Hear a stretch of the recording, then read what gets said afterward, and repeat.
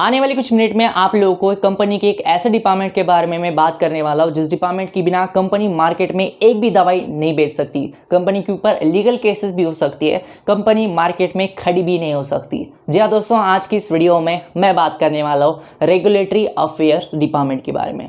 2018 में जब मैंने इस यूट्यूब चैनल की स्टार्ट की थी तब भी मेरे पास रेगुलेटरी अफेयर्स डिपार्टमेंट के क्वेश्चंस आते थे और आज भी आते हैं, लेकिन उस टाइम पे मैं फ्रेशर था, मैं कॉलेज में था। उस टाइम पे मेरे पास रेगुलेटरी अफेयर्स डिपार्टमेंट की ज़्यादा इन्फॉर्मेशन नहीं हुआ करती थी, लेकिन पिछले 2 साल में ईटीएम में और पीवी जैसे 2 डोमेन में काम करने की वजह से मेरा रेगुलेटरी अफेयर्स डिपार्टमेंट के पास बहुत नज़दीकी रिश्ता रहा है। तो आज की इस वीडियो में मैं बात करूंगा कि बहुत सारे सवाल आप लोगों ने जो पूछे हैं, रेगुलेटरी अफेयर्स डिपार्टमेंट क्या होता है, रेगुलेटरी अफेयर्स डिपार्टमेंट का काम क्या होता है, क्या आप यहाँ पे जॉब कर सकते हैं और क्या फ्रेशर लोग यहाँ पे बी फार्मेसी के बाद जॉब कर सकते हैं। तो वीडियो के एंड होने तक आपको इन चारों सवालों का जवाब मिल जाएगा, तो मेक श्योर आप इस वीडियो को एंड तक जरूर देखें।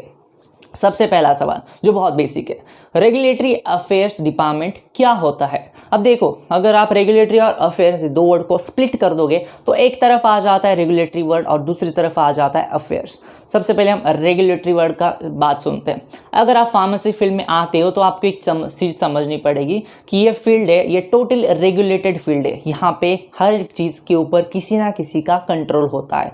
अगर आप कोई दवाई बेच रहे हो तो local agencies, local regulatory agencies या फिर इंटरनेशनल रेगुलेटरी एजेंसीज जैसे एफडीए हो गया या फिर यूरोपियन एजेंसी हो गया, ऐसे एजेंसीज की परमिशन की ज़रूरत पड़ती है। उनके परमिशन के बिना आप मार्केट में कौन सा भी ड्रग नहीं बेच सकते, और अगर कोई ज़रूरत पड़े तो वो मार्केट में होने वाले ड्रग को रिकॉल भी कर सकते हैं। तो ऐसे मौके पे अगर आपका ड्रग मार्केट में भी है फिर भी वहाँ से वापस बुलाने का उनको हक होता है, उनको अधिकार होता है, क्योंकि ये सारे जो चीज़ें आप बेचते हो फार्मेसी फील्ड में, ये आप एंटरटेनमेंट की चीज़ें नहीं बेचते हो, आप लोगों की हेल्थ की चीज़ें बेचते हो। उनकी जान की बात होती है, लोगों की हेल्थ की बात होती है। यहाँ पे कोई भी कॉम्प्रोमाइज़ नहीं किया जा सकता क्वालिटीज़ के साथ और कौन से भी रेगुलेटरी प्रॉब्लम के साथ। इसी वजह से रेगुलेटरी अफेयर्स डिपार्टमेंट का बहुत ज़्यादा इंपॉर्टेंट बन जाता है। अब आप लोग बोलोगे कि रेगुलेटरी अफेयर्स डिपार्टमेंट काम किस वे में करता है।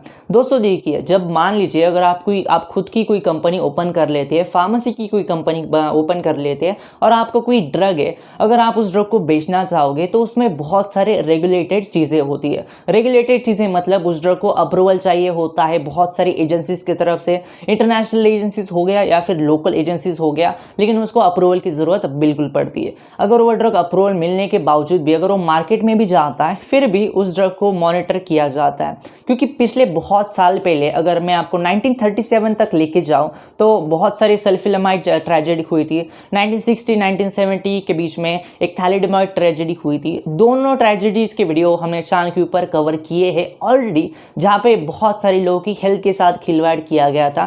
खिलवाड़ इन द सेंस ड्रग के ऊपर कोई भी मॉनिटर करने वाला नहीं था। ड्रग मार्केट में चला गया है तो चला गया है, कोई भी ले रहा है तो ले रहा है, उसको कोई तकलीफ हो रही है, उसको कोई तकलीफ होने के बावजूद भी कोई रिपोर्ट नहीं कर रहा है, ड्रग ऐसे ही चल रहा है, सालों साल चल रहा है। और उस वजह से पिछले कुछ सालों पहले बहुत भयानक किस्से हुए हैं, जिस वजह से आज की डेट में ये सारे डिपार्टमेंट की इमरजेंस हो पाई है। रेगुलेटरी अफेयर्स डिपार्टमेंट हो गया या फिर फार्माकोविजिलेंस डिपार्टमेंट हो गया, ये सारे डिपार्टमेंट ये पिछली जो बुरी कहानियाँ हैं, पिछले जो बुरे इवेंट्स हैं, इन्हीं वजह से आ पाए हैं, इन्हीं वजह से इनका इवोल्यूशन हो पाया है।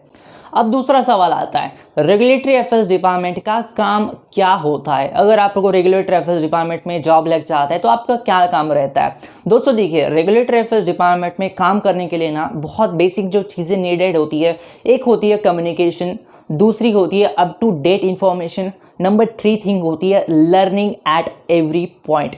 अब देखो, आप लोग बोलोगे इसकी क्या ज़रूरत है। सबसे पहले मैं आ जाता हूँ कम्युनिकेशन के ऊपर। दोस्तों देखिए, रेगुलेटरी अफेयर्स डिपार्टमेंट वाले जो लोग होते हैं उनके साथ बहुत सारे लोगों का interaction day to day basis के ऊपर होता है, क्योंकि उन लोगों के पास बहुत सारी कई बार कंप्लेंट्स, कई बार बहुत सारे डॉक्यूमेंट उनको सबमिट, कंप्लेंट्स तो नहीं आती, कंप्लेंट्स तो फार्माकोविजिलेंस वाले लोगों के पास आती है, लेकिन फिर भी बहुत सारे डॉक्यूमेंट्स को सबमिट करना और कई बार रेगुलेटरी एजेंसीज के लोग के साथ कम्युनिकेशन कम्युनिकेशन उन लोगों का होता है। इसलिए communication is the basic thing, क्योंकि कंपनी का आप एक रिप्रेजेंटेटिव होते हो। जिस भी कंपनी में आप काम करते हो, कौन सी भी कंपनी के रेगुलेटरी अफेयर्स डिपार्टमेंट में, तो उस कंपनी का आप रिप्रेजेंटेटिव होते हो उस रेगुलेटरी एजेंसी के लिए। आप जो भी बोलते हो, आप जो भी काम करते हो, आप जो भी डॉक्यूमेंट बनाते हो, जो भी ईमेल सेंड करते हो, इवन उस हर एक चीज़ को नोट डाउन किया जाता है और वो एक सैल्यूटेशन बन जाती है उस कंपनी के एक रिप्रेजेंटेटिव के तौर पे कि आप उस कंपनी के हर एक चीज़ के लिए responsible as a regulatory affairs department का एक रेगुलेटरी अफेयर्स डिपार्टमेंट के एक आप पार्ट होते हो। इसलिए आप रेगुलेटरी अफेयर्स डिपार्टमेंट के एक बहुत बड़ा हिस्सा बन जाते हो उस कंपनी के लिए। वो लोग क्या काम करते हैं, जितने भी सारे लोकल जगहों में होते हैं, लाइक अप्रूवल मिलना या फिर ड्रग का कोई प्रॉब्लम चल रहा है, उन सारी चीज़ों को हैंडल करने का काम जो होता है वो रेगुलेटरी अफेयर्स डिपार्टमेंट वाले लोग करते हैं। इसमें बेसिकली बहुत सारी चीज़ें इन्वॉल्व है, लेकिन वो बहुत ज़्यादा डीप में नहीं जाऊँगा, क्योंकि अगर मैं ज़्यादा डीप में जाऊँगा तो ये वीडियो बहुत लंबा हो जाएगा। लेकिन एक बात आपको बेसिकली समझनी पड़ेगी कि कंपनी के पास रेगुलेटेड लीगल बहुत चीज़ें होती है, फार्मास्यूटिकल कंपनीज के पास इन सारी लीगल चीज़ों को हैंडल करने का काम रेगुलेटरी अफेयर्स डिपार्टमेंट करता है। अब दूसरी बात, कम्युनिकेशन के बाद जो मैंने दूसरी स्किल की बात की थी वो थी लर्निंग। दोस्तों, रेगुलेटरी अफेयर्स डिपार्टमेंट में ऐसे कोई रूल्स नहीं जो सालों साल चलते आ रहे हैं, ऐसा कोई काम नहीं जो आज किया और साल भर में ऐसे ही चलता रहा है, ऐसा नहीं होता। रूल्स, रेगुलेशन, प्रोटोकॉल्स, एसओपी हर दिन चेंज होते हैं। तो यहाँ पे इस डिपार्टमेंट में जो लोग काम करते हैं उन लोगों को डे टू डे बेसिस के ऊपर लर्निंग हमेशा करनी पड़ती है, क्योंकि रूल्स बहुत चेंज होते हैं। एजेंसीज अगर लोकल हो या फिर कोई इंटरनेशनल एजेंसीज हो, रूल्स बहुत कॉम्प्लिकेटेड होते हैं, उनको समझना, उनके हिसाब से काम करना एक बहुत चैलेंजिंग टास्क होता है। लेकिन पैसे तो आपको आखिर उसके मिलते हैं। इसलिए इस डिपार्टमेंट में जो लोग काम करते हैं उन्हें टाइम टू डे बेसिस के ऊपर अपडेट होना, उनको लर्निंग बहुत ज़्यादा चाहिए होती है और कम्युनिकेशन एक बहुत इंपॉर्टेंट स्किल बन जाती है। अब हम तीसरे क्वेश्चन के ऊपर आते हैं, जो बहुत ज़्यादा लोगों ने मुझे पूछा है कि क्या बी फार्मेसी के बाद आप यहाँ पे जॉब कर सकते हैं। जी हाँ दोस्तों, बिल्कुल आप यहाँ पे बी फार्मेसी के बाद जॉब कर सकते हैं। इसका रीज़न ये है कि रेगुलेटरी अफेयर्स डिपार्टमेंट में बहुत सारी पोस्ट होती है।